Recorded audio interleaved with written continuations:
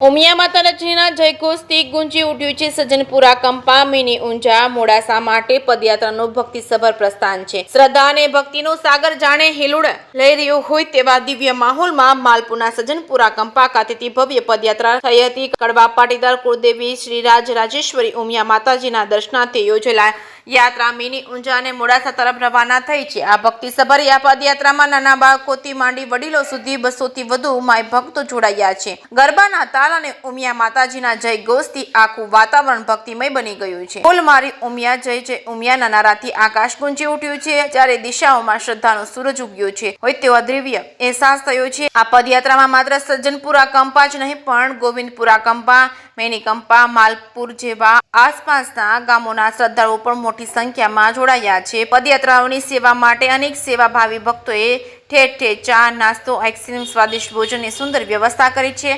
આ યાત્રા ભક્તિ અને શ્રદ્ધા અને સામાજિક એકતાનું અનોખું ઉદાહરણ પૂરું પાડ્યું છે। જે કે સિંહ ગુજરાતી સાથે મયુર પોકાર, માલપુર।